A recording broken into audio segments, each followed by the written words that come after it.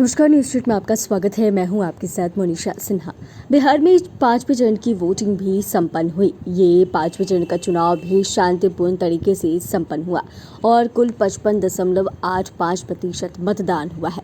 और ये जो मतदान प्रतिशत है 2019 की तुलना में 1.22% कम वोटिंग हुई है। 2019 के चुनाव में इन 5 सीटों में 57.7% वोटिंग हुई थी। और आपको बता दें तो इन 5 सीटों में लगातार हाई वोटिंग वाली सीट रही मुजफ्फरपुर में भी इस बार कम मतदान हुआ है। इस बार यहां 58.10% की वोटिंग हुई, जबकि पिछले चुनाव में यहां 61% की वोटिंग हुई थी। हालांकि लगभग 3% की गिरावट के बाद भी 5 सीटों में सबसे अधिक वोटिंग मुजफ्फरपुर में भी हुई है।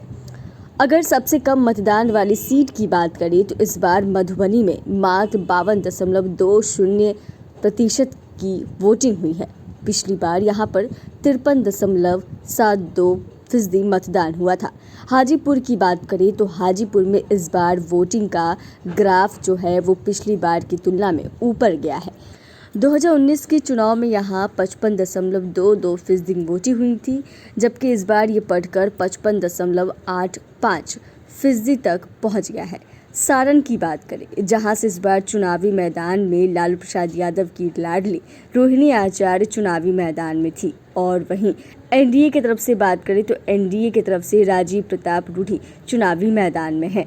सारण में इस बार 54.50% वोटिंग हुई है, जबकि पिछली बार यहां पर 56.48% वोटिंग हुई थी।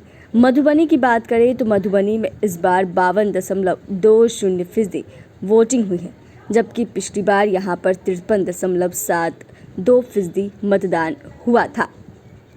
वहीं मुजफ्फरपुर, हाजीपुर और मधुबनी की वोटिंग में पिछले साल के बराबर ही वोटिंग हुई। इसमें बहुत ज़्यादा का अंतर नहीं दिखा।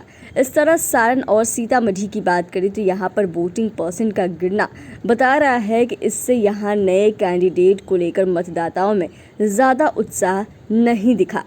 वहीं इस पर यही कहा जा रहा है कि लो वोटिंग परसेंट का एनडीए को नुकसान हो सकता है।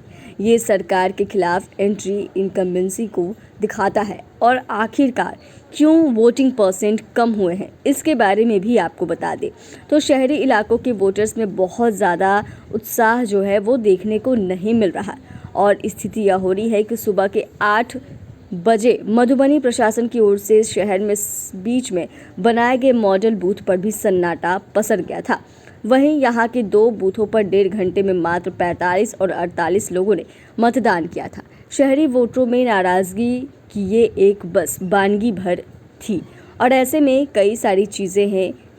तो देखने वाली बात यह भी होती है कि मतदान प्रतिशत कम जो हुआ है उससे एनडीए को घाटा होता है या फिर नफ़ा। चैनल को सब्सक्राइब करें, फेसबुक पेज को लाइक करें। धन्यवाद।